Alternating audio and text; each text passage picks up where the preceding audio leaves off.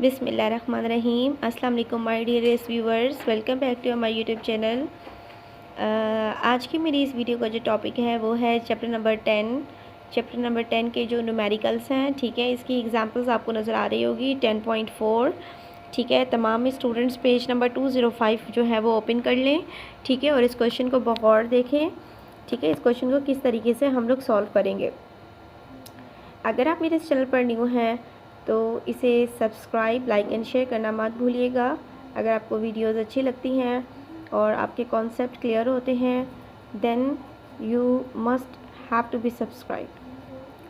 Calculate the molality of a 12% urea solution. Molar mass of urea is 60 gram per mole. इस question के अंदर आपको क्या find करना है? मोलैलिटी फाइंड करनी है। मोलैलिटी को हम स्मॉल m से रिप्रेजेंट करते हैं। 12%, ये परसेंट कंपोजिशन दी हुई है आपके पास, तो इसमें परेशान होने की कोई बात नहीं। जब अभी आपके पास परसेंट कंपोजिशन दी हुई हो, वो परसेंट कंपोजिशन एक्चुअल में आपके पास सॉल्यूट का जो है वो मास ही दिया हुआ होता है, ठीक है, और मोलर मास आपके पास गिवन है। तो सोल्यूशन जो है मैं इसका यहाँ पर सॉल्व करवा रही हूँ, ठीक है। आप सब बच्चे कॉपीज़ निकाल लें, ठीक है। तो दोबारा से मैं एक्सप्लेन करती हूँ। Example 10.4 page number 205। Calculate the molality of 12% urea solution. Molar mass of urea is 60 gram per mole. Data 12% urea solution, यानी कि यूरिया सोल्यूशन का जो 12% है वो किसके बराबर होगा? अगर 12% है तो वो 12 ग्राम होगा। अगर 20% दिया है तो वो 20 ग्राम होगा।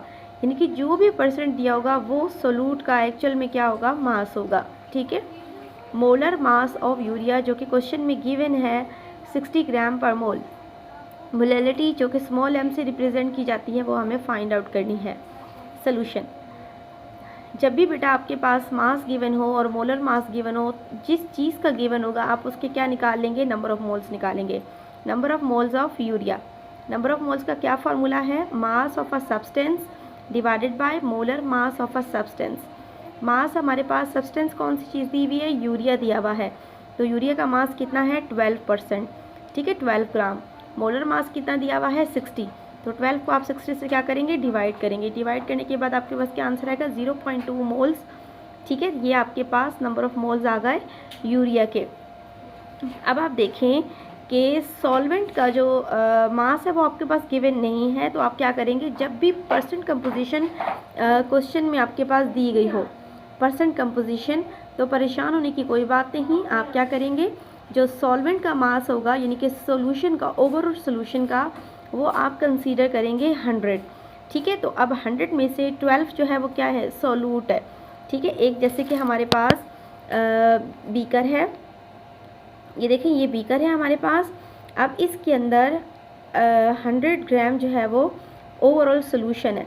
अब 100 ग्राम ये कैसे बना? क्योंकि इसके अंदर मैंने 12 ग्राम जो है वो सोल्यूट भी ऐड किया हुआ है, तो मुझे सिर्फ और सिर्फ सॉल्वेंट का मास चाहिए। तो आप क्या करेंगे? इस 100 में से इस सोल्यूट को माइनस कर देंगे, तब आपके पास सॉल्वेंट का मास आएगा। तो सेम मैंने काम यही वाला किया। मास ऑफ वाटर यानी कि सॉल्वेंट 100 मैंने सपोज किया है, सोल्यूट के मास को मैंने माइनस किया, तो मेरे पास मास ऑफ वाटर यानी कि सॉल्वेंट जो है वो 88 ग्राम आया। तो अब हमें क्या करना होगा? ग्राम को किलोग्राम में लाजमी कन्वर्ट करना होगा। तो ग्राम से किलोग्राम में कन्वर्ट करने के लिए मुझे इस आंसर को 1000 से डिवाइड करना होगा। जैसे ही मैंने डिवाइड किया तो आपके पास क्या आंसर आया? 0.088 किलोग्राम। अब हम अप्लाई करेंगे जो कि हमारे क्वेश्चन का जो मेन पर्पस था, हमें मोलैलिटी कैलकुलेट करनी थी। मोलैलिटी का क्या फार्मूला है? Now apply formula of molality. Molality is equal to number of moles of substance. Substance कौन सा दिया हुआ है क्वेश्चन के अंदर? यूरिया दिया हुआ है, ठीक है। Number of moles of a substance यानी कि यूरिया। मास ऑफ सॉल्वेंट जिसमें यूरिया को डिज़ोल्व किया हुआ है वो क्या है? वाटर, जिसका यूनिट किस में होना चाहिए? किलोग्राम के अंदर होना चाहिए। Number of moles of urea जो है हमने अभी कैलकुलेट किए हैं, आप ये देख सकते हैं 0.2, तो इसकी जगह पर मैंने क्या रखा? 0.2।